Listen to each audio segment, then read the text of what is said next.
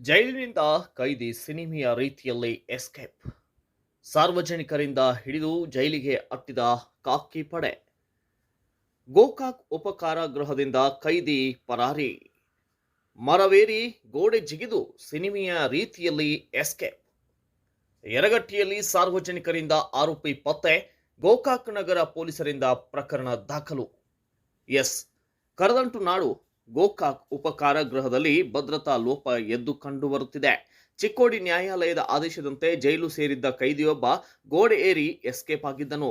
ಆದರೆ ಅದೃಷ್ಟವಶಾತ್ ಸಾರ್ವಜನಿಕರ ಹದ್ದಿನ ಕಣ್ಣಿನಿಂದ ತಪ್ಪಿಸಿಕೊಳ್ಳಲಾಗದ ಆರೋಪಿ ಈಗ ಮತ್ತೆ ಕಂಬಿ ಎನಿಸುವಂತಾಗಿದೆ.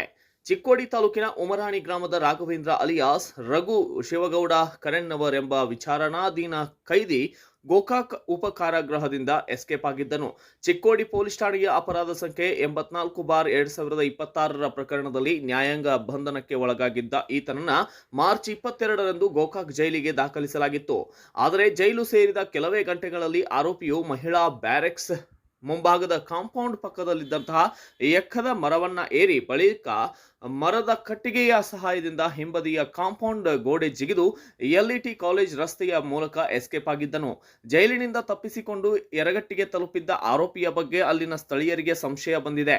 ತಕ್ಷಣವೇ ಕಾರ್ಯಪ್ರವೃತ್ತರಾದ ಸಾರ್ವಜನಿಕರು ಯರಗಟ್ಟಿ ಪೊಲೀಸರಿಗೆ ಮಾಹಿತಿ ರವಾನೆ ಮಾಡಿದ್ದು, ಪೊಲೀಸರು ಮತ್ತು ಸಾರ್ವಜನಿಕರ ಜಂಟಿ ಕಾರ್ಯಾಚರಣೆಯ ಫಲವಾಗಿ ಪರಾರಿಯಾಗಿದ್ದ ರಾಘವೇಂದ್ರನನ್ನ ವಶಕ್ಕೆ ಪಡೆದು ಮತ್ತೆ ಜೈಲಿಗೆ ಒಪ್ಪಿಸಲಾಗಿದೆ. ಈ ಭದ್ರತಾ ಲೋಪದ ಕುರಿತು ಗೋಕಾಕ್ ನಗರ ಪೊಲೀಸ್ ಠಾಣೆಯಲ್ಲಿ ಪ್ರತ್ಯೇಕ ಕೇಸ್ ದಾಖಲಾಗಿದ್ದು, ಜೈಲಿನ ಭದ್ರತೆಯ ಬಗ್ಗೆ ಸಾರ್ವಜನಿಕ ವಲಯದಲ್ಲಿ ವ್ಯಾಪಕ ಚರ್ಚೆ ಆರಂಭವಾಗಿದೆ.